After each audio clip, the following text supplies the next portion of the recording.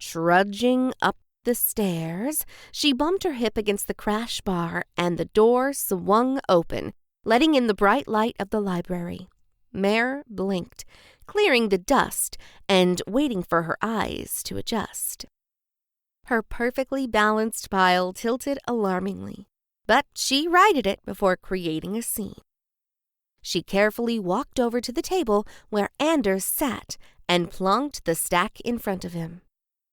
"There's council minutes and blueprints if you want them." He shook his head. "No, at least not yet." "What are you looking for?" "Not sure, but I doubt it has anything to do with buildings, and minutes are too boring." She chuckled, and he graced her with another smile that made his eyes twinkle. Like, really twinkle. It would be eerie if it wasn't so beautiful. Almost how a cat's caught the light in a dim room. "Oh, there was a box of photographs. I couldn't balance it with everything else, but I don't mind getting it if you want." "That's very kind of you. I'd appreciate it." "Be right back." She walked across the library floor. Mrs. Murillo watched her, as did the young moms, and one dad sitting with their toddlers in story time. The green blanket of jealousy weighed lightly upon her. They had nothing to be jealous about. She hardly knew the man. Mare returned quickly with the box, and after yet another of his heart-shattering smiles, she resumed her regular duties. At 4:45, the alarm on her phone went off.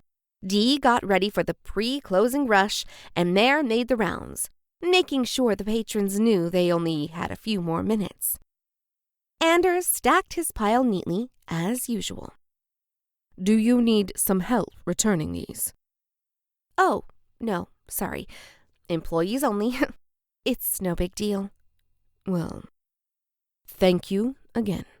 I'll see you soon." Her heart did a strange pity-pat at the thought of seeing him again. Dee finished checking out the last patron, and Mare locked the door behind him as he left. "I saw you making googly eyes at that excellent specimen of mankind." Dee waggled her eyebrows. "I was not making googly eyes." "I don't flirt." You should.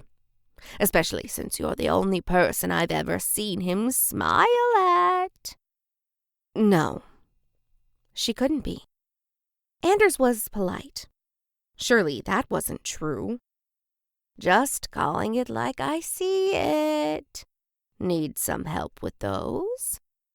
Mare gathered the archive material. "No, I got it. Your husband should be home today, right?" He worked in the big city a couple hours away. The pay was great, better than he could do in a small town, but it meant spending the week away from his wife. It was only for a bit longer. He would retire in a year or two and be full-time in Strawberry Creek.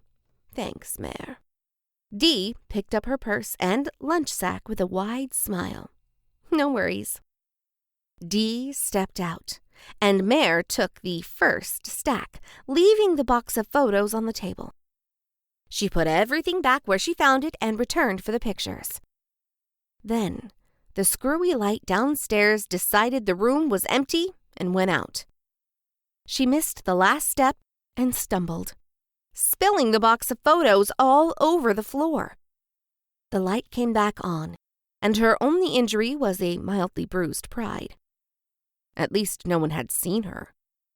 She grabbed handfuls of the old photos of people, likely long dead, except perhaps for the youngest, and dropped them in the box. One photo caught her eye, and she froze. A familiar face stared back at her. It was a black and white picture, so she couldn't be certain those eyes were blue, but the hair was dark, and the figure was tall and lean, and the smile fit Anders to a T.